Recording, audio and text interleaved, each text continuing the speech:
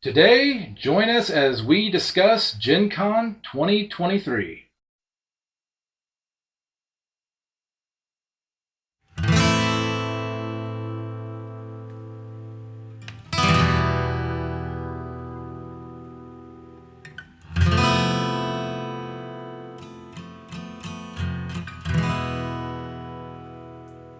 Hello, and welcome back to the Geek Cabal channel. My name is Jim. Today, I'm joined by Bobby and Brad. And today, we're going to discuss tips for GenCon 2023. All right.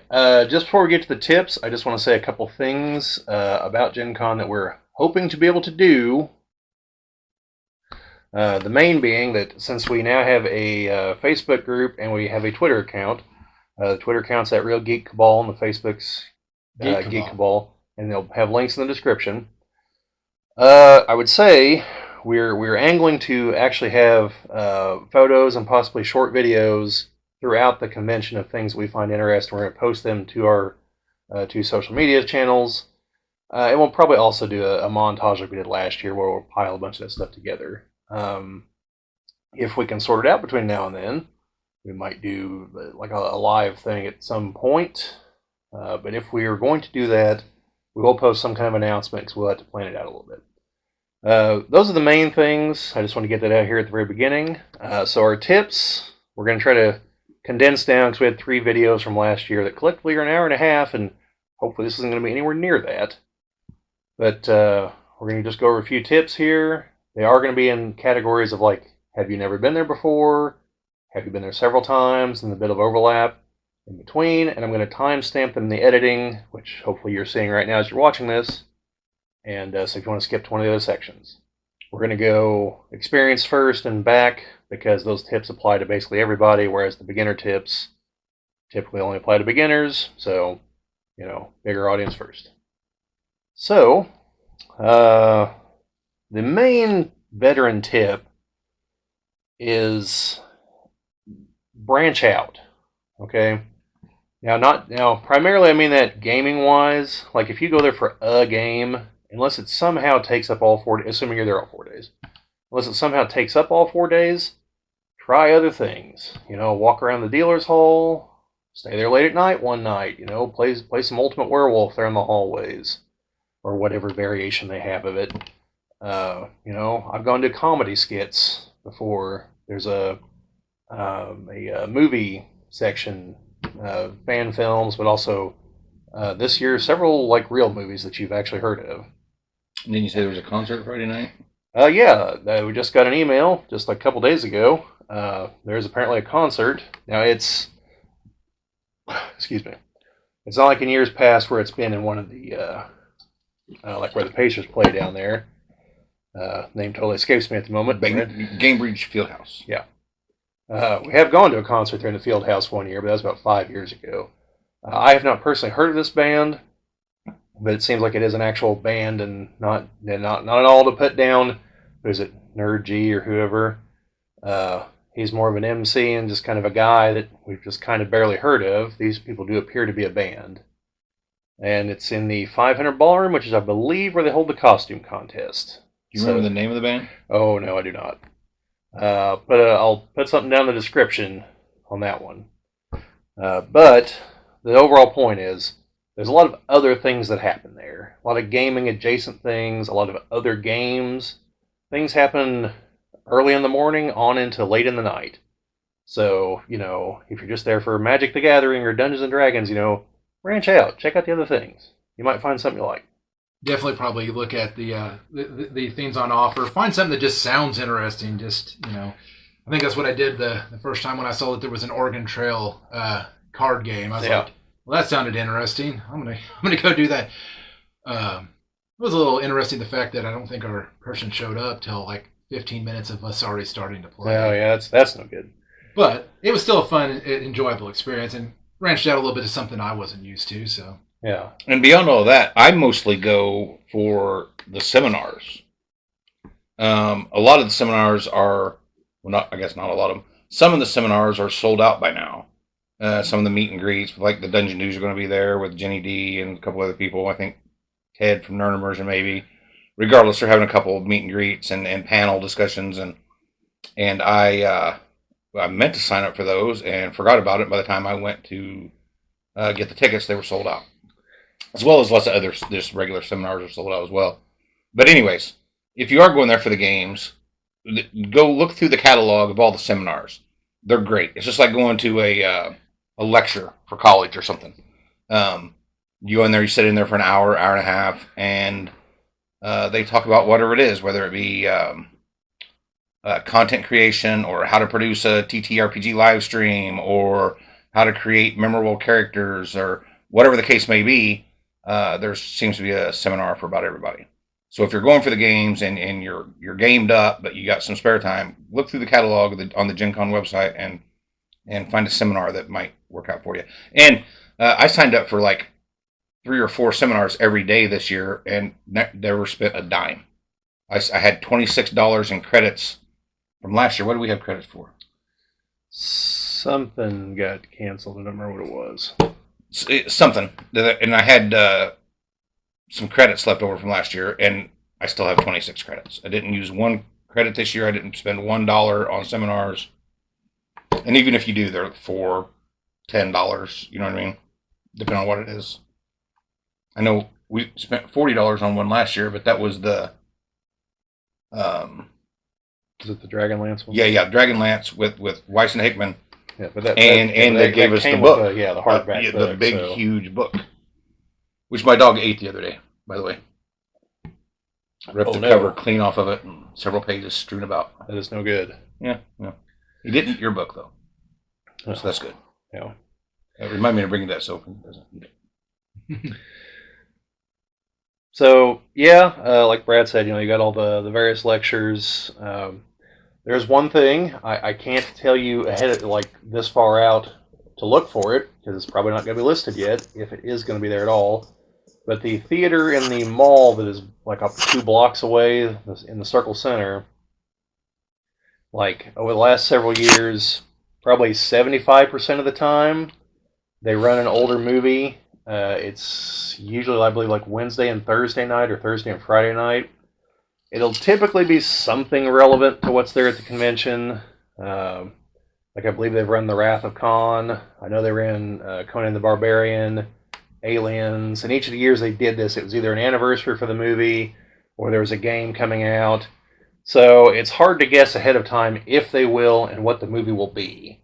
So once it's about a week away, then start checking the listings and see if something shows up from like the 80s all of a sudden. That's probably it.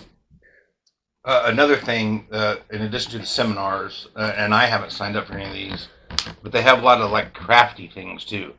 You go in for an hour, hour and a half, 2 hours, and you make a dice bag or how to paint miniatures. Or there's all kinds of crafty stuff like that. You make some cosplay stuff, whatever. There's all kinds of that stuff too. Yes, and kind of also in all this, a lot of the games in the dealer's hall, a lot of the bigger companies have demo tables set up in there. So check out there if you actually want to try the games, or if they don't have them set up there, they'll be able to tell you where they do have them set up. Because they know that demoing equals sales. So, but yeah, then there are also just other things to do around Indianapolis. Very close to the convention center right there is a museum, the State Museum. Also connected to it is what's known as the Idleyorg, which has a lot of Western artwork, contemporary, as well as like older native artwork. And so I'm told, unfortunately haven't been in there. I don't know if the Ansel Adams exhibit is still there or not, but for those of you who like black and white pictures of the American West, that might be for you. It also features a true IMAX theater, which for those who don't know the difference, the screen's 80 feet tall. So it's like the only one in the state. Any other that calls itself an IMAX isn't really what they call a true IMAX.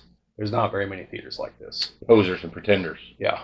I went to go watch Rogue One in that theater, and it was spectacular. So I think the other ones are too big. Yeah, well. Then there's there's other museums. There's the Children's Museum, which is amazing, by the way. Yeah. The Bob Ross Museum is somewhere there in Indianapolis. I believe the Kurt Vonnegut Museum or Library or something is also there. Is it? I thought it would be in Bloomington. But For some reason, I think it's in Indianapolis. I could be wrong on that one. I'll double check, but I'm pretty sure it's in Indianapolis. Then, of course, even if you're not there for gaming, you can go check out Lucas Oil Stadium. It's connected to it. If you want to see where the Colts play. by connected, he means there's a tunnel that runs from the convention center underneath the street in between. Yeah, and to the football stadium. Yes, and actually on a side note related to that, because I know I don't have it here in my notes, the food trucks are going to be between Lucas Oil and the convention center this year. They're typically on Georgia Street. Georgia Street is under construction because the Pan Am Plaza right next to it, for those of you who've been there, it's the big open area. That is all under construction. They're building 2 new hotels right there. So there's going to be another hotel connected to the convention center with more space for convention stuff and rooms and all that, and eventually a second hotel. And then presumably Georgia Street will reopen, but we'll see. Brad, is there anything? Oh, typically the state fair is also running during GenCon.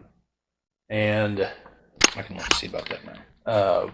For anyone that hasn't ever been, it's not like your county fair. There's a lot going on there. There's actually everything I'm about to ramble off is probably from a county fair, but races, fried food of every kind, even the kinds that probably shouldn't be fried, just all kinds of stuff like that. More vending stuff and rides and all kinds of things like that. That's the state fairgrounds. Hopefully that would have been obvious, but just in case.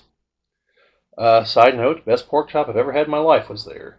About this thick, somehow cooked all the way through, is deep fried, not breaded, just deep fried. Everything is deep fried at the Indiana State Fair. Yes. I've had a deep fried Twinkie, delicious. Deep fried Snickers bar, delicious. Saw someone eating a deep fried stick of butter. I didn't go that far, but the other 2 I tried and they were good. State Fair, Friday, July 28th through Sunday, August 20th. Yes, it will be running during GenCon. All right. So yes, there is something else I want to talk about. Go for it. This could technically be a newcomer tip as well, so we'll put it at the end of the. This is the end of the professional tips, pro tips. Yeah, we're getting ready to get into the both tips. So this is a both tip. Parking. Last year, I parked in what's the name of this? Gate 10 parking. Gate 10 parking, and it's just south. It's a huge gravel parking lot just south of the football stadium. So it's in walking distance, but they also provide a free shuttle service that comes by about every 15 minutes. I did sleep in my van in that parking lot. I think 5 days of parking was $80, I think.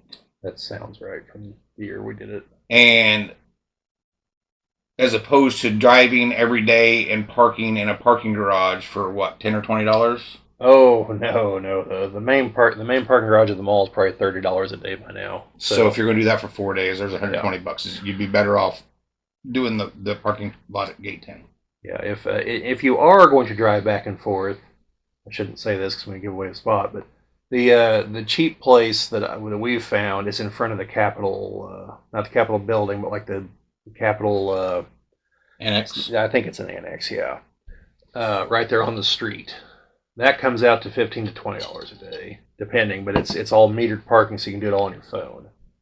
There's also a government parking building near there that's a similar rate. So yep. Should it still be smart for us then just to get the Gate 10 parking? It depends on who's driving.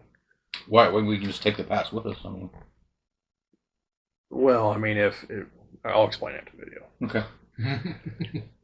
All right. So into the both category. So now we're talking about tips that you're going to apply if you've been there before. Some of these are just general advice that you may not have somehow come across. Some are specific things that I still see people that have been there for years that don't know exist. And others also apply to newcomers. So the big one is make sure that you get enough sleep and that you eat both enough and sensibly. Don't eat a bunch of crap. You can eat some crap. But don't every meal can't be Twinkies or some baloney like that. Or every meal can't be baloney. Yes, you will crash because you're on your feet for 8 to 10 hours walking around. In a mash of people. Yeah. So that would go to say that you'd want to also make sure you have proper footwear on as well. We'll get to that. That's on the list. Don't worry. But yes. Yes. And sleep. you know, you sure, for those of you who are like 20 somethings out there, you can probably get by with your 5 hours of sleep and just crash sometime on Sunday if you make it that far. For those of you who are not, like all of us, you need a little bit more sleep, and it needs to be good sleep. So, like, you're probably past your days of sleeping on the floor for 4 hours and everything's just fine. Like, you might as well try sleeping on the pavement or something. It's not going to work. Uh, so, get good sleep and enough of it. And generally speaking, also, you got to worry about your hydration because you're walking around all over the place and you're probably not thinking about it, but, you need to hydrate. And it's hot. So first of all, Indiana, August, humid, hot. It's going to be high 80s, I would assume, outside. That's a very likely with outcome. 60 to 90% humidity. And so it's hot. Now, the convention center is air conditioned, but that is a vast space with lots of rooms, lots of open space, and bordering on, what, 40,000 people? Yeah, say lots of people. So there's lots of body heat. There's air conditioners can't keep up. And if you're like me and you're old and you're carrying around an 80-pound parka of flab and fur with you everywhere you go, much like a polar bear, it gets really hot and you sweat. So hydration. This may come as a surprise, but there's a lot of people that bitch that it's too cold in there. I will fight them. I will wrestle them. Oh, I agree. I'm just saying. And they'll be grossed out from how sweaty I am because it's so hot in there. Also, you can't drink if you're sweating. You can't drink just water and think you're going to be okay. You got to have the salts. You got to have the electrolytes, whether you get that from a Gatorade or some such thing. But if you're actually sweating, you're sweating out salts. And your body needs salts. Thank you, potassium ion pathway. So there you go. Hydration with electrolytes. Yeah, so on that note, there are scattered about the convention center places to refill water.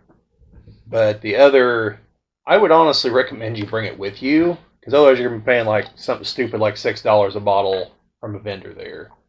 So that's up to you, but that's the deal.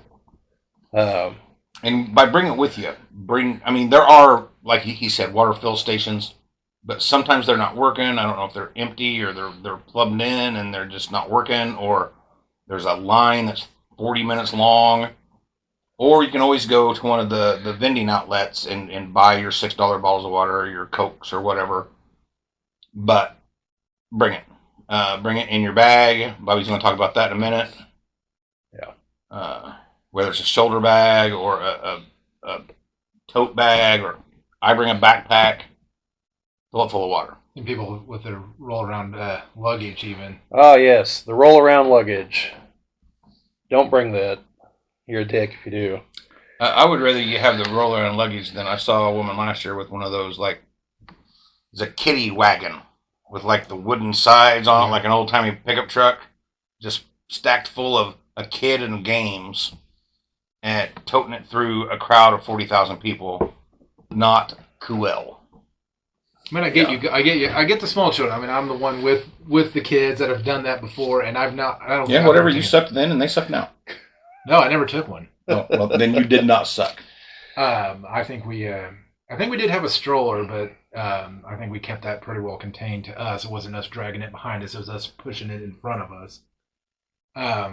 But yeah, I would say definitely. Obviously, there's gonna be a lot of people there. So if you are navigating with any sort of stroller or anything like that, just know it's gonna be hard to get from anywhere with that. This is not coming from a place of no kids, definitely no kids that I'm taking to GenCon with me. So it's not coming from a place of, hey, your kid's in my way. But if you can get around it, don't bring your kid to GenCon. I mean, not when he's little, or they cannot enjoy it, right? Because you're not going to have a good time, because they're not going to be having a good time. I mean, they will for a minute, of course, but they're going to want to leave a lot earlier than you are, I'm sure, just because of the mass of people. And there's just too much sensory input, and I can see sensory overload happening. And I found that trying to play any of the games, I mean, especially I've got one kid that's got ADHD, so trying to sit down and play a game was impossible. So that's one thing this year. I'm only taking my oldest with me because Well, my youngest would get entertainment out of that. It's too much for him, and it's just not Sensory overload for sure. Usually a smaller convention is usually going to be a little bit better Sure. for him. So Yeah, but so even if the 40,000 people, even if that's like an aggregate from the weekend, and I'm sure it's still pretty close to on like the mass they've had on any Saturday, say, is probably 40,000 people. On Thursday and Friday, there might be 20,000 people. But I promise you, 20,000 people is still a lot of people in that building, in that area. And I don't know how many's in there. It could be 20,000, could be 40,000. I don't know. But there's a lot of people. There's a lot of walking through people.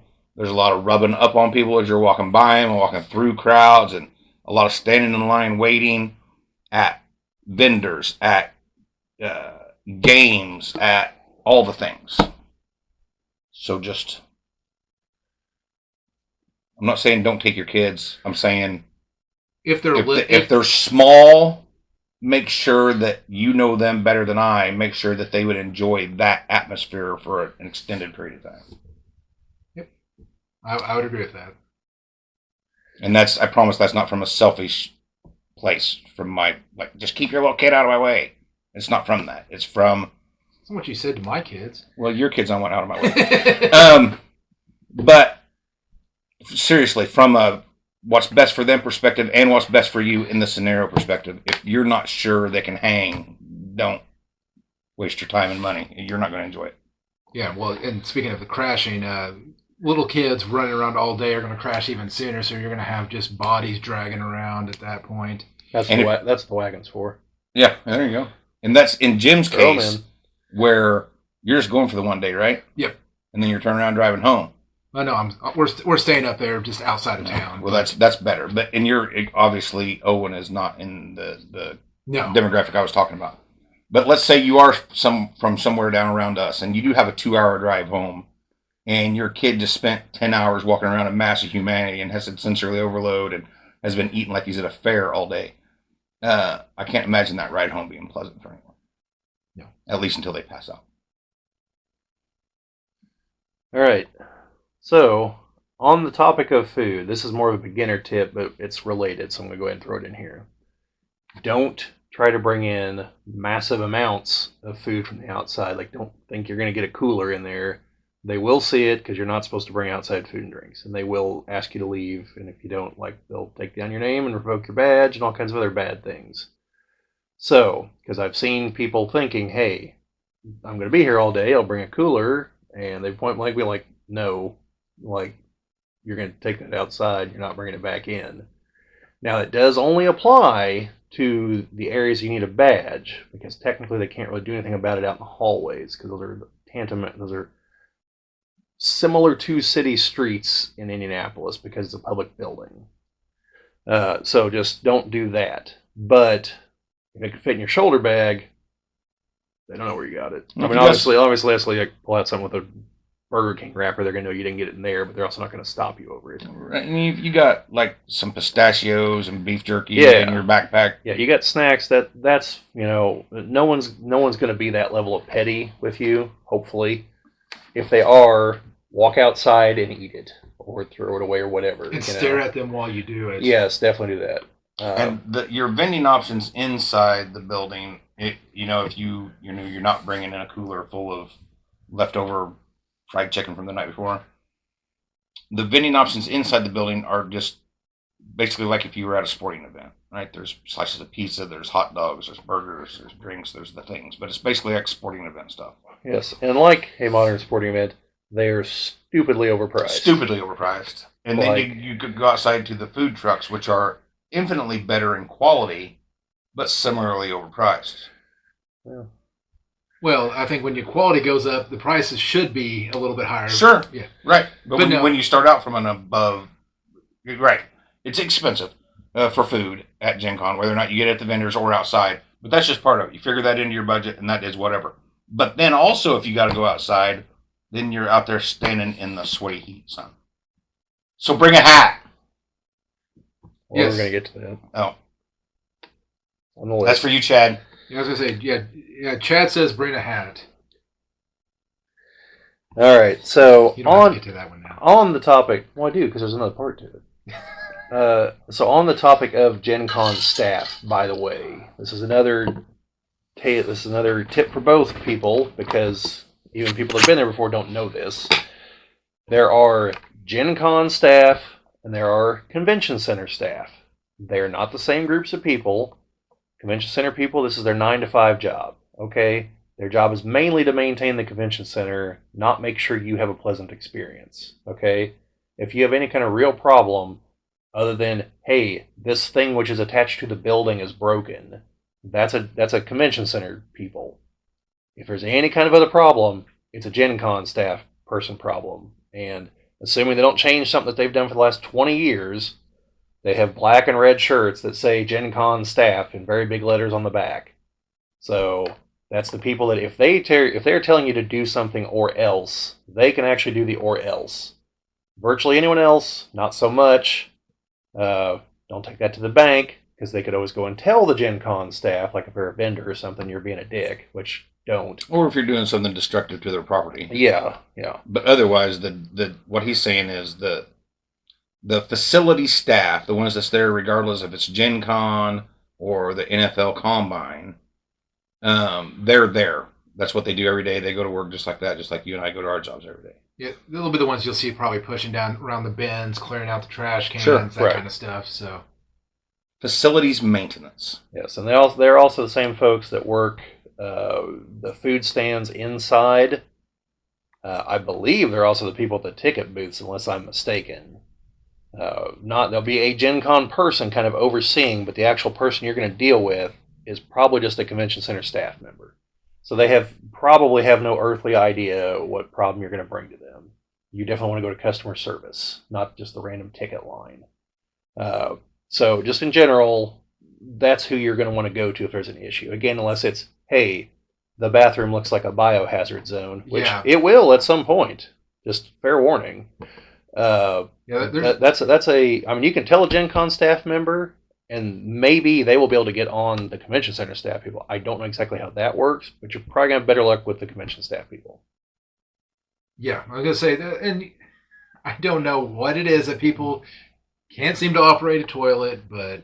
Oh, that's just ubiquitous. I drove out to Colorado and we went to places that's like, what happened in here? Like, I mean, I get once in a while, you're going to have that person that just, stomach's not whatever, but it just seems like every year it's like you get one good stall. And there's a lot of times where I'll actually walk out, maybe go to the mall's bathroom, go to another bathroom somewhere else. My experience with the mall bathrooms, you got really lucky in that case because it's like 90% disaster zone in the mall. Well, that's accurate. I mean, don't get me wrong. It's not like I haven't ever had too much cheese and left a bathroom looking like CSI was getting ready to show up. But it seems like every large event you go to, somebody decides that they need to shove their dirty underwear down the toilet or something, and it's just 4 stalls of mess and a line and 8 deep to get to the other one. And without going too far down this line, because I really don't want to. This rabbit, not rabbit, shithole. That's I was going to say that, but yes, that's all right. I haven't got any warnings about us cussing in the video, so we're fine. And we're also past the. Usually, you have so many minutes into your video before you can start cussing. I think they pulled that back. That's what I understand anyway. But if you happen to be in the Circle Center Mall, which is the mall that's connected via tunnels, I have definitely had far worse experiences over there. Like literally went in, like 2 of the stall doors were just gone, and I don't care about that. I'm not shy. If I got to sit down, I got to sit down. People have I don't know how to put this diplomatically. Homeless people. A lower socioeconomic level are like camping out in there, and climate control. Yeah, no, I get like staying in the mall, like totally. Water supply. Yeah, totally. No, I get that. And I'm not gonna begrudge them doing that or anything, but it's like the one like. I just said there, guys, literally just standing there at the sink, like, was standing there whenever I came in. 7 minutes later, whenever I was done with my business, was still just standing there staring. With 7 minutes? What are you, a sprinter? Yeah, this is a quick one. I felt bad because of all the other things that were happening in there. So, I gotta go! And, just sitting there, like, staring, like, was there, I could tell all his belongings at his side, and I was just kind of like, I tried to use the one sink, and like it didn't work. I'm looking over, I'm like, well, this guy isn't fucking moving. So He found a mirror and was just not yeah. loving life. So He's waiting for the other guy to move. I guess. So I went to the other bathroom to wash my hands, but like, yeah, it was not good. Is all I'm saying. So maybe they've cleaned things up, but that seems to be a perpetual problem there in downtown Indy. And Yeah, so do your business at home before you go. hold it for 4 days. But my point is, like, even though the facilities at some point will be a disaster for you in the convention center, they are better than the neighboring facilities in the mall. What a sales pitch! Yeah, I know. I think there's some porta johns. Well, they used to be outside there on Georgia Street. You can try those if you want to. Nothing like having them bake out in the sun for a while. Yeah. There were some of those in that Gate 10 parking or whatever it was. So moving on now. Let's see. On the both, there is a coupon book. They hand these out at a little booth at the end of the ticketing booth row, and there are worthwhile coupons in this coupon book. Excuse me. The main one being the free dye from Crystal Cast, and every year it's a different color and everything. And the big problem being that the 1 and the 6 have writing on both sides, so who the hell knows which one's which. But other than that, they're cool dice and they're free. So you have that. And if you're a kind of person that has 4,782 die, like Bob, I still need them. huh? I still need them. Right, I know that's what I'm saying. I actually need to figure out which. There's a couple of years I don't have them. I'm going to go on eBay and buy them, so I have an unbroken chain. But I even have them for the year there wasn't a convention. They're tricky. They printed them up, and obviously no show, so they sold them on their website. But no COVID. Then that'll be one. And usually you'll see others, a free miniature to the first 50 people at our booth. And, well, you better be Johnny on the spot. Like, you can probably forget ever actually getting that one. Because by doing the math, it's 200 over 4 days for 40,000 people. Like, good luck. But like I say, the one thing that's nice with the coupon book is it may give you an opportunity. Like, well, I see I've got a coupon for X amount off at this booth. Yeah. And it would be encouragement to go and say, well, let me find a game here that looks interesting. I mean, my first GenCon experience was just finding something that looked interesting to me and buying it. I know Bobby didn't really care for that game too much, but I enjoy playing it. What game was it? Alien Frontiers. It's an okay game. It's just too swingy. The whole game's luck with your dice. Like craps falling bad. Well, that's probably why also I stopped playing HeroClix as well. That's a big part of it, yeah. Plus the expense and the time, but yep. That's for another video. But the idea is that using the coupon book, being able to go out there and it shows you what's there, and well, that's why they do it. Yeah, that's why the individual vendors put a coupon in there, so you'll come to their thing. Yeah. They actually used to be part of a swag bag, but they stopped doing that years ago. So that's criminal. You ought to get a swag bag every year just for being you. I should, but it's too much swag. You can't do it. Maybe swagalicious. So along with the coupon book, swagoo. There is also a program guide. Now this is up to you if you want that, because it's a magazine telling you what's going to be there with a bunch of pictures from years past. Because obviously they're not pictures from that year, because they're in a book you pick up this year. Well, that technology doesn't exist to do that yet. So, and if you have access to the internet, you can look at that online before you ever go. Yeah, well, the guide anyway. But there are announcements for the things that are there, like last minute stuff. Like that book will be able to tell you who the hell that concert is, which you can also look up online. I'm just saying. And sometimes there have been coupons in there, usually via like an ad for some place in one of the pages. I always grab them and flip through them. Sometimes it's handier having the event guide right there to just flip right to what you're looking for, instead of trying to navigate the search and or the app. So, plus interesting little collector's thing.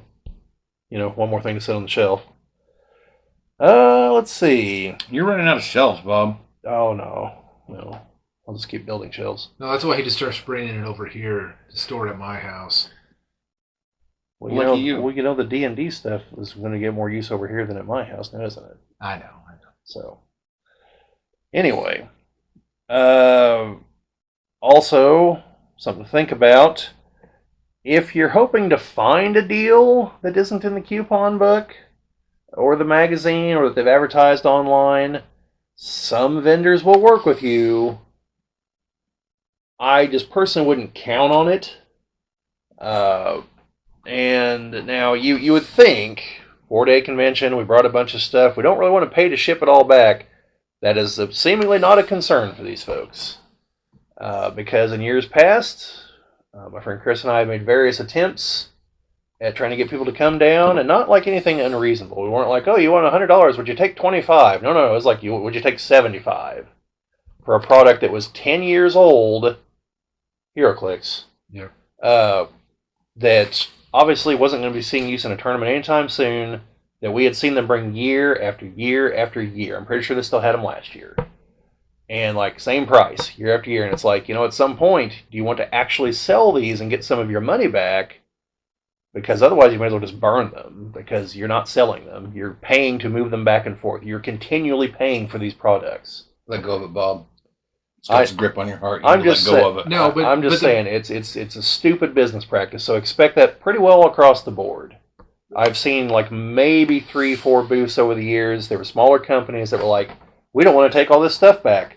What do you offer us for it? Or we don't want to take this huge display back. $20, it's yours. Because then it's your problem trying to figure out how the hell to get it out of there and not theirs. But that just doesn't happen very often. So I'm just forewarning you. The best deal you're probably going to get, if it's not a coupon, is if you find a booth that is willing to give you a different rate for cash versus credit. Because, to be blunt, they're not going to report the cash sale. So that's why they give you less, because they're not. You don't know. I've talked to them. I know. You don't know. I know. Trying to bring the IRS down on the GenCon peoples. He don't know. He never heard that before. The IRS is too busy going after other people. They hired all those people to go after the millionaires and billionaires, Brad, remember? Good. They all need to pay their fair share. That's not who they're going after. I know. But I did hear about the few of them went after some of the OnlyFans girls because they were talking about how they weren't reporting any of their income. Well, yeah, That's there's a whole story there. This isn't the time for this. So this is an insanely brief. We're already story. 35 minutes in or This so. is an insanely brief story. All right. The IRS actually put like a tip line up. And so there were guys going on there that were getting turned down for real dates. Like, oh, well, guess what? You just got reported. And they're like, oh, why'd you do that to me? I go, well, why'd you give me a date? Screw you. So, yeah. Similarly, the Lagodi Police Department just put a thing out the other day that I saw on a news update that I get on my phone. It says the Lagodi Police Department has a very unusual amount of lost and found items in its city hall office or whatever. Really? If you've lost anything, come on by. If that doesn't scream, that crackhead lost his phone and he's going, yeah. Did you find my phone? Oh, is that the new variant of the, you've won a boat, come and claim it. You won a 47-inch color TV. Yeah. So, yeah, I'm just saying, don't count on there being deals like what you're thinking you might run across. You might. There's a slim chance, but don't count on it. If you see something you want to buy and they're not willing to haggle or anything, just buy it. Unless you're willing to wait later and try to buy it online, I guess. Even though you're going to be buying it from the same damn company in all likelihood, because Miniature Market and Cool Stuff are both there, and that's who you're going to buy it from. So, and then you're going to have to wait and pay shipping. Yes. So, kind of related to this, there are some things that are there that aren't elsewhere that have inherent value far above and beyond what you're paying for them. This conversation always makes me feel a little icky. So this is the topic of reselling. So I personally don't see a problem with it. I've done it before. I've paid for my entire convention by doing it before.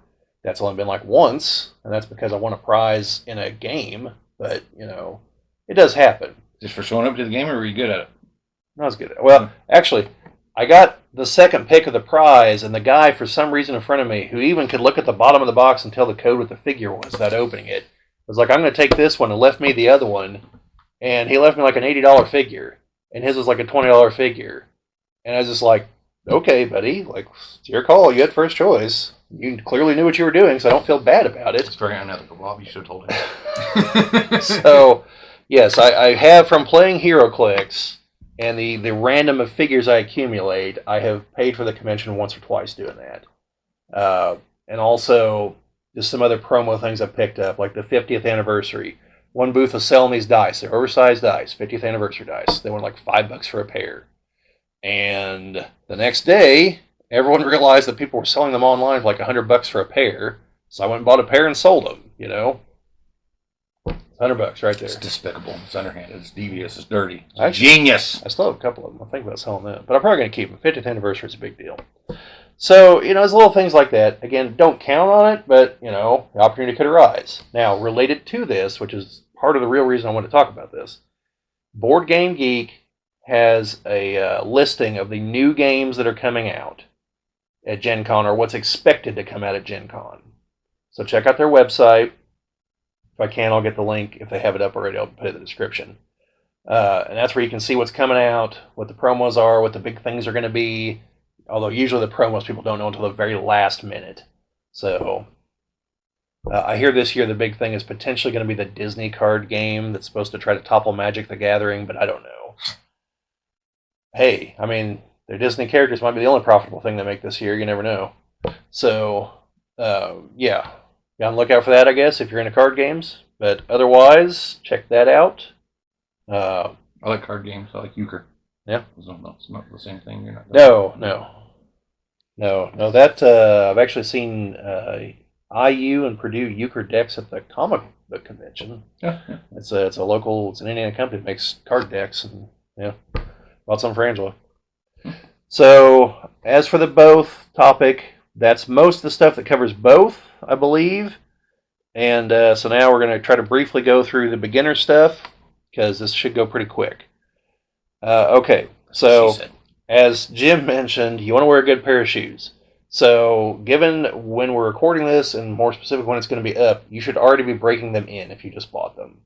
Because you don't want to wear brand new shoes to where you're going to be walking around for 4 days. As a matter of fact, fashion should be the very last thing you consider when planning your Gen Con garb. Well, so even if you dress up, try to still find a good pair of shoes to wear with it. Everything else above. If you dress up like cosplay, yeah, but still wear some nice running shoes. Yeah. Don't wear, if you're a lady watching this, don't wear heels. That's going to be a bad thing. If your feet get sore wearing heels at a wedding, imagine 10 hours of it. Don't do that. Definitely don't, like Bob said, don't wear the new shoes. Wear old, worn out shoes that have enough life in the soles to not, hurt your arches or whatever, but are comfortable. It's not going to wear blisters anywhere. Yeah. So, breaking the shoes. Let's see. The shoulder bag. You definitely want to have a bag with you.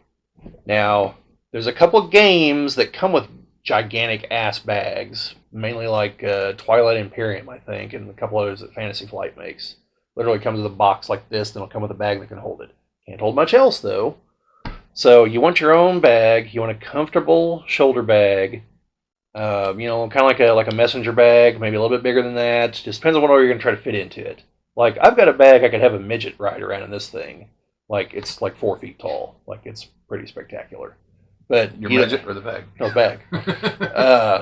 And it's for conventions, but like whenever I bought it, I just didn't appreciate how big it was going to be. And I actually bought one for Chris too. Like, we saw him, we're like, no, we're not carrying this. Like, this is ridiculous. Because you're gonna throw a game in there and you're gonna listen for it to hit the bottom. It's silly what you could fit in that thing. Now, if you're gonna be buying a ton of crap, that bag is perfect for you. If you're not going to bring a wagon. Yeah. And like I stated earlier, your Bob is all about like the tote bags, right? That's what the games come in, just like a normal tote bag, like a reusable. It looks like a reusable bag you would go grocery shopping with or something.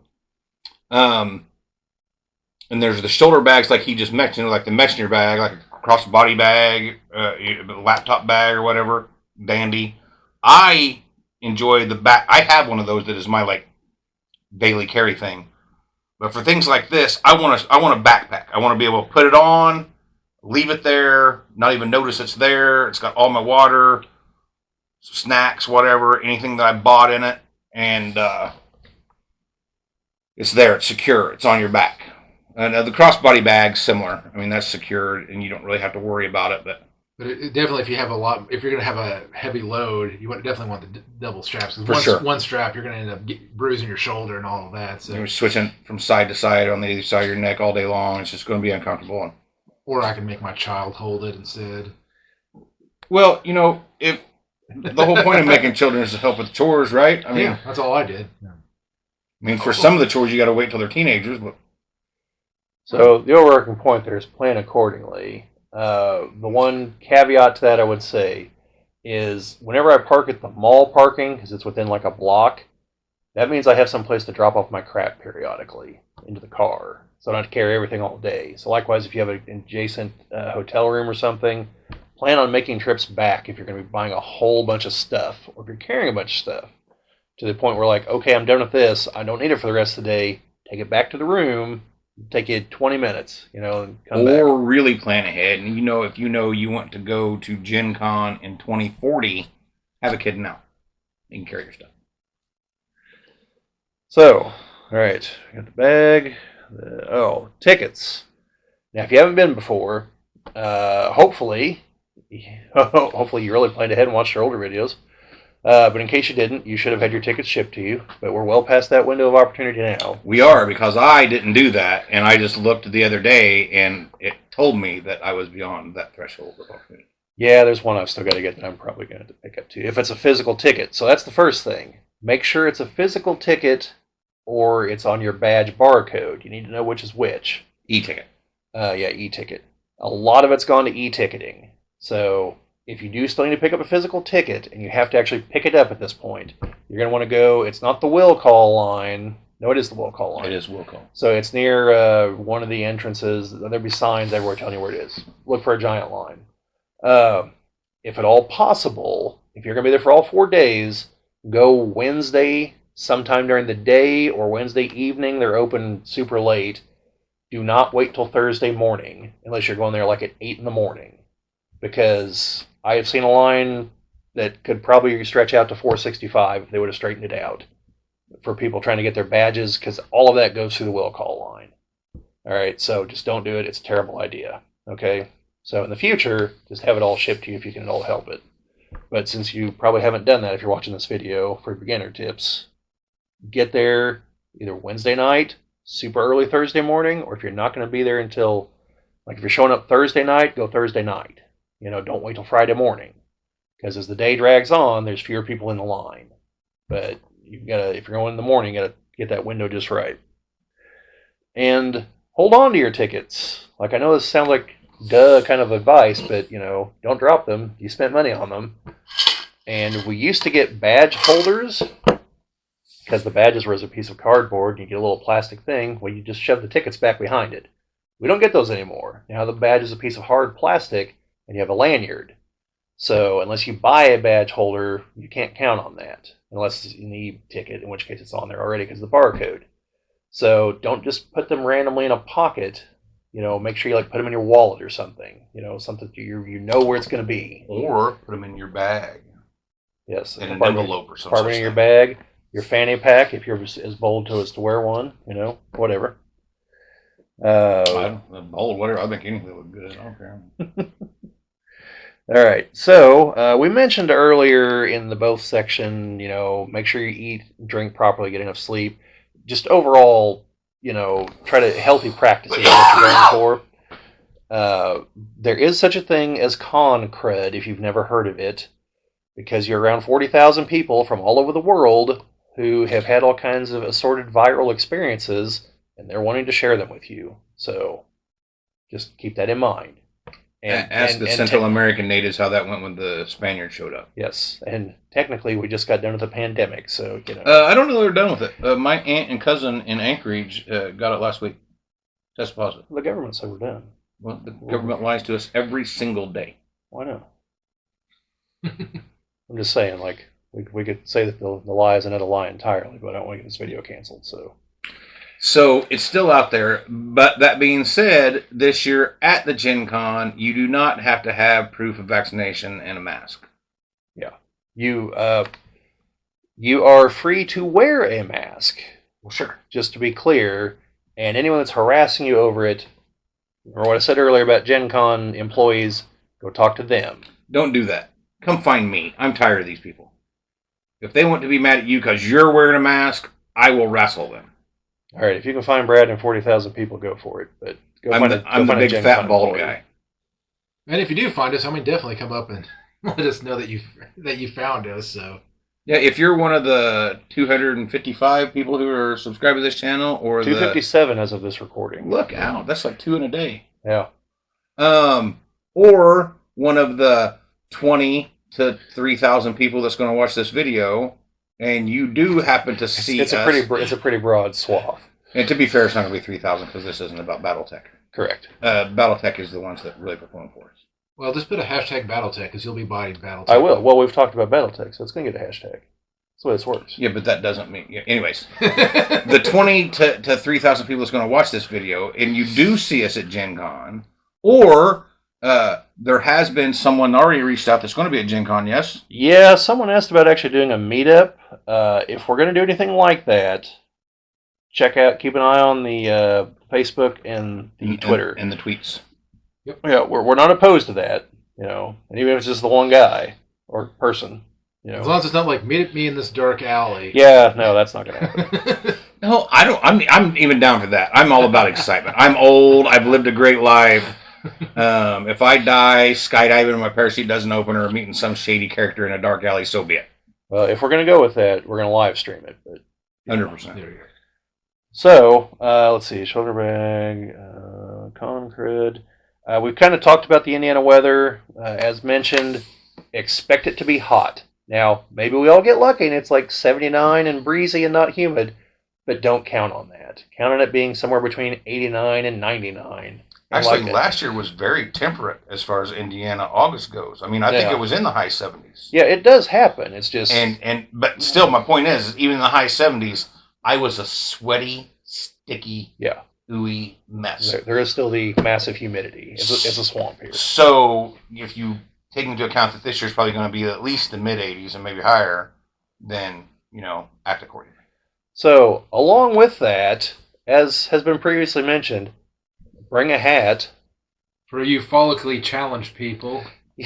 Follically challenged. Well, there's, I'm going to say 3 out of the 4 here. I've gotten sunburn on top of my head. My hair's thin. I know, but it's there. And I'm including Chad on this, but you have the most hair on top of your head, but I would still rate you in the follically challenged demographic. So one thing we haven't mentioned is rain. If it does rain, really the only thing you got to worry about the rain is if you do intend on going out to the food trucks and or getting from wherever you parked to inside the building.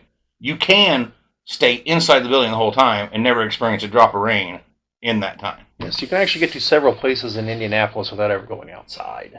Thanks to assorted people tubes and underground connections, if you know where they are. Several of the hotels, the mall, all the food courts in the mall, or all the different restaurants in the mall. Capitol building, if you know they're right. Yeah. Underground little tunnel there. You have to have the secret handshake to do that. Oh, I didn't. Last time I took that, the first guy I came across was a blind guy. He was like the first line of check an ID. No, he's running a little. This is decades ago, so I'm sure it's changed since then. No, he ran a stand there selling newspapers and stuff. So like the staffers and everything for the people. Sure. But because I do really mean the state house for the state government. Again, I'm sure it's been changed drastically because that was in the late 90s. So a few things have made people consider security a little more. Since I've been in that building in the last, within the last decade, several times. And I think if you just go in the regular doors, I think there's a metal detector. And some people there that pretend to be security. Yeah. Well, the one time, I don't remember who it was. I was showing them where it was. There was literally like, what's this? And this is giant hallway that you can't see until you're right up on it. And I know that's the security up there. And because we got most of the way to the other doors, actually into the Capitol building, I saw someone come out and kind of. Hey, what you doing? I thought I heard footsteps. Yeah, then we turned around and kind of, and it was like, yeah, that's security guy. So along with that, sunblock also, if you're a paler individual or you're going to be spending a lot of time outside. Well, you got 2 out of 2 on that one, Bob. What's that? AO and follically challenged. I don't burn very often. I'm good. But yeah, I think that's the vast majority of it, and there's not going to be a second little thing here. Oh, sorry, my notes forgot to mention. The other reason to get the convention guide I mentioned earlier is it has a bunch of maps of the convention center, the downtown area, the connected buildings, because you'll get tickets to events like where's the Crown Plaza, because that's not part of the convention center. Or I had one in the Marriott, I think, last year. So those maps can help. I believe there is a map system in the app, but I'm not 100% certain because I don't use the app because I've gone there for 20 years and I know where everything is, but you have not probably if you're looking here at the beginner tips. So that's another thing. This is just the one video we're going to put out on this pre-GenCon this year, as far as tips and things go. Yeah. Whereas last year there were 3. But that being said, very little has changed from last year, so you can go back and rewatch those other ones. Just disregard the COVID talk. Yeah, we took a look through them before we did this and tried to write down the highlights. So yeah, that's basically what it is. It's mainly the COVID stuff. I don't think I added anything. So. No, I don't think that you're missing anything if you don't go back and watch the other ones, but there is more in-depth talk about some of the things. Yes. So, and to make that easy, at various points throughout this video, you've probably seen little indications up here of links to other videos, assuming you're watching this on your phone or your computer, but not your TV. Those are links to the other GenCon videos. You know, people say that all the time. You'll find a link up here, but then it's never there. If it's on your TV, you won't see it. It's not on there. Well, right. But if it's on your phone or your computer, it should be. And the links are in the description. Well, that's what I'm saying. The links are always in the description. Yeah. But sometimes when they say it's up here, it's not. Yeah. So, one thing that I with all the tips and everything you talked about, like me and Ellen, we're only going to go for the one day. What is your recommendations for the one day travelers? Let's see. Plan a lot. Buy for more days. Yes, buy what you would buy in 4 days in 1 day. No, you're going to want to plan probably more than the people that are there for 4 days because you just have the 1 day. So you're going to want to make sure that what you're going there for, you're signed up for and you do. So that's the thing, especially if you're doing seminars or any of the crafty things or any of the games that are on schedules. Get signed up for those and get that schedule down. Put that in your phone separately so you can just very quickly look and see where am I supposed to be. Put it in your calendar, set alarms, whatever. And then any free time you have in there is when you can look around at the different booths and do the things. And I think this year, because Owen could never settle on what he wanted to go and do, we're going to spend our time looking through and trying to pick up some games in the vendor. Yeah, that was gonna be advice number 2. Is if you don't have a thing I must do, then basically plan on being in the vendor hall because that's where you're going to be exposed to most of it. And keep an ear out. If you hear something interesting, like track down whoever said it, find out what they're talking about, and if you can get involved in that. Because like one year, I made the mistake of hearing something that sounded like a phenomenal game idea, and then they kept moving, and I kept moving, and I was like, man, I really should have stopped those guys and see if I heard that correctly. It was an idea of... well, the exact wording was hobos versus werewolves. And I was like, yeah, you could make that into a game. I'd have to name it something else, but probably. But, yeah. Then, like, they were gone. I was like, man, did I hear that right? And B, like, was that some dynamite idea that has yet to be? Are they making this? Where do I sign up? And what's the top? How does it work? You know? Werebos and ho-wolves. Maybe. Because I assume the idea. Because I assume the base. Actually, I'm not going to talk about what I assume the basic idea is. I'm still working on it, but I don't want to throw it out there for someone else to steal it yet. But because we know you, we see you. So yeah, charbroiled beefcake. So yeah, that would be my 2. We start shouting out our my two general advice types would be: if you don't have a plan on the dealer's hall. Look in the gaming area that's connected to the dealer's hall. Maybe get in on a game there. But yeah, if you're gonna want to explore, the vendor hall is like the where the density ground is. zero. Yeah. But if you have something you want to do, make sure you get the tickets for it. Make sure you're planned out for that. Do they still have some people playing in the vendors hall too? Because I know, like, well, yeah, they still run demo. The bigger booths have area for demos. Okay. And because again, they know demos equal sales. So. And then just down at the end of the hall, around the corner, there's a whole room. Yeah. The other hall is the gaming hall. So, Yeah, I guess one general tip I keep forgetting to mention. Some events are specifically ticketed events. Other events take generic tickets. So if it just has a cost that you see, it's probably in generic tickets. They're $2 a ticket, so the cost should be some multiple of $2. You can buy those either at not the will call line, but the one next to it, and I can't think of what that line is called. I think it's just the ticket line. But also in the gaming hall, there's another setup just for buying tickets for the games.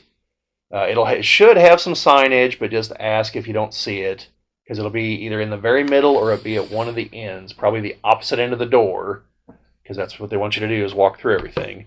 I was surprised. There's a lot of the games sold out already. Yeah, I mean, not even already.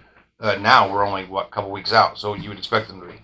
But right, almost like I looked at it, the day or second day that it was open, and there was already a bunch of games. Yeah, this is a bit of advice if you're new and you do everything and you want to come back next year.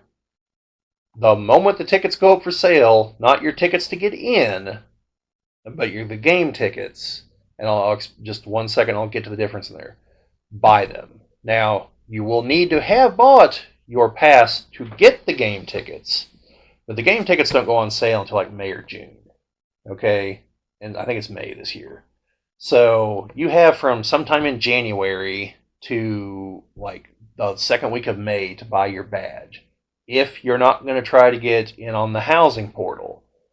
If you are, you need to buy your badge the moment they come open, because the housing portal opens like 2 weeks later.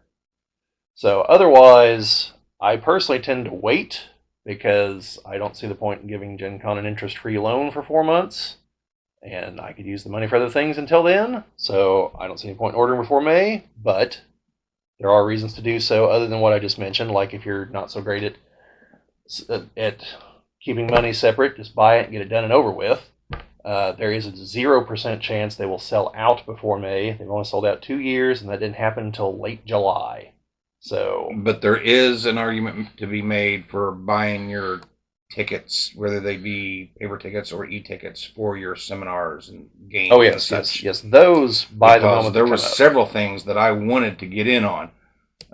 Critical Role is going to be probably not the personalities themselves, but somebody from their company, Darrington Press, is going to be there pimping their 2 new game systems, the Candela Obscura and the what's the other one?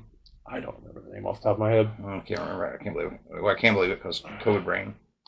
A year and a half later, I still have COVID brain, by the way. It is real. I am sure we will talk about it in our post-convention videos, though. Well, right, but my point is, I didn't get tickets to them because when I looked, and I was like, okay, yeah, it's there. I should go ahead and get tickets right now. And I was like, well, I'm in a hurry right now. I'll do it later. And then forgot about it, and 3 weeks later, it was sold out. So all the games that was either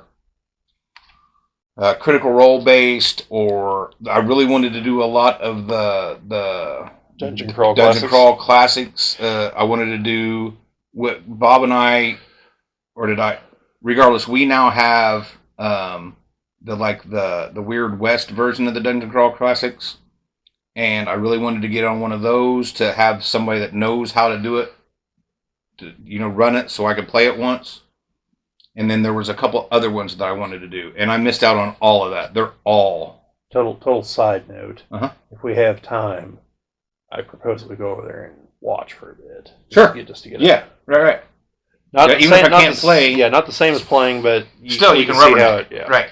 And also, this is something you should never count on. Something daggers. But sometimes people don't show up. Right. So, like, if you've got the time and you're there, and you've got generics, like I just mentioned, that would cover the price of what the regular ticket would have been. If it's like 5-10 after, and the other person still isn't there, a lot of times you're sitting there with money because they have to have the ticket to get the money that you paid. So they'll take your generics because they're going to get the money.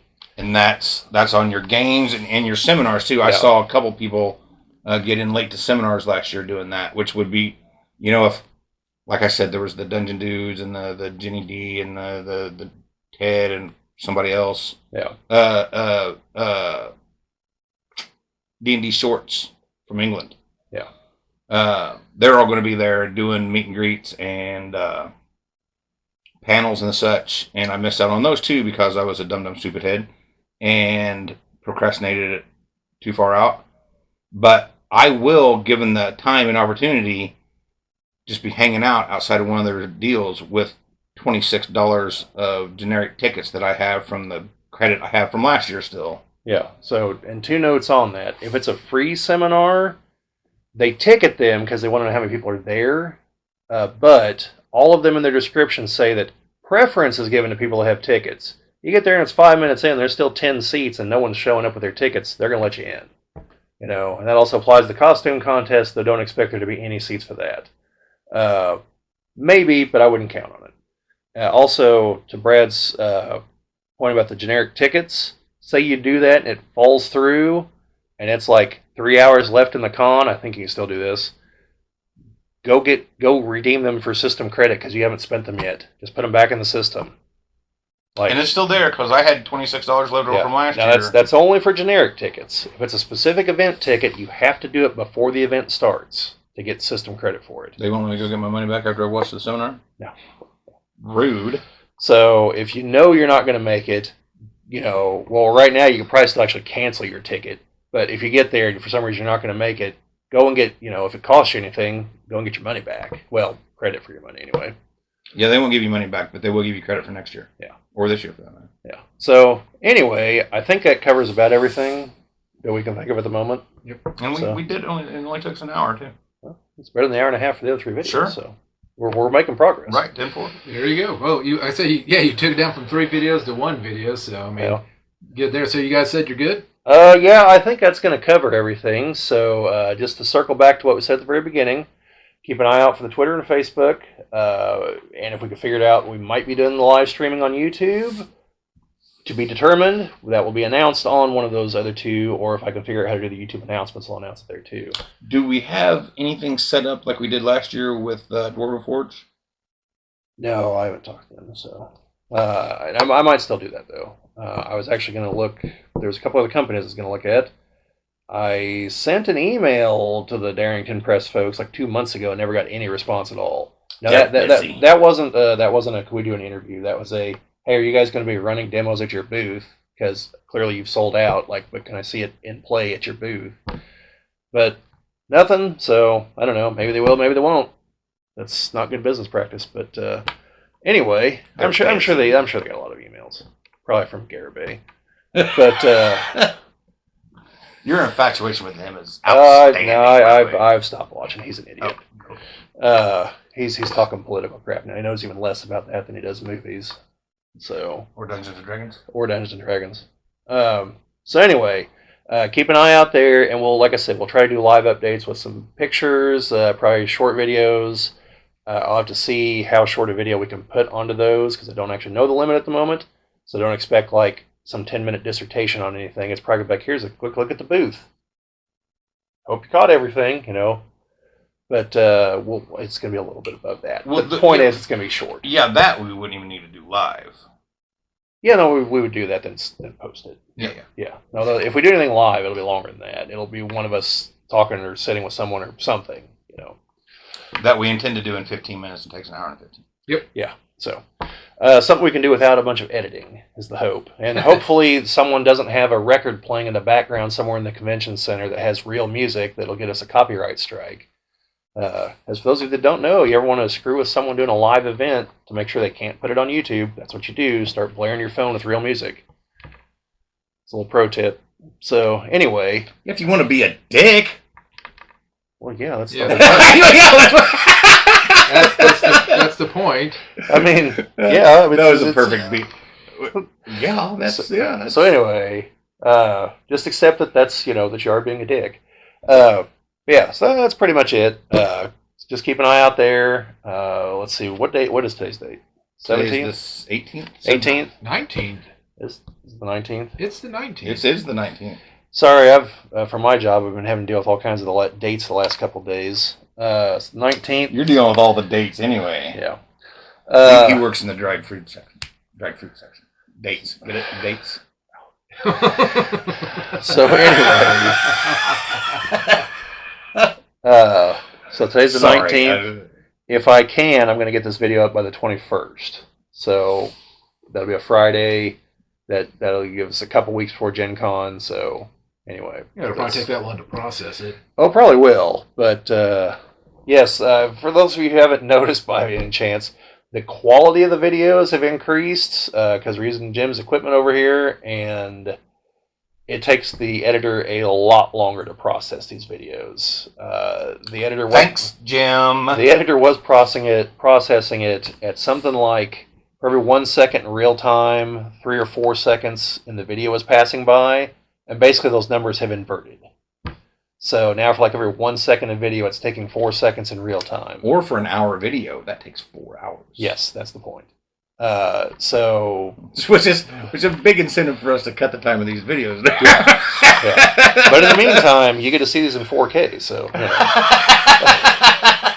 which for other videos is important. But anyway, unless you guys have anything else, I think that's probably it, Jim. If you want to. Nope. I was gonna say if you guys are done, I said this is again the normal YouTube section here where we do all the like, comment, share, subscribes. The algorithm dance. All of that jazz. I mean, definitely we appreciate all of the comments and stuff that we've been getting on the videos and share. He didn't say share. Sure.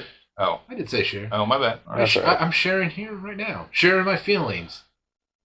We're going to start talking about share. Is that where this is going, or no?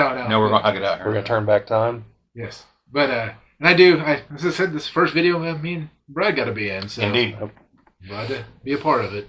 All right. So in that case, folks, hasta lumbago. Yep. See you at the convention.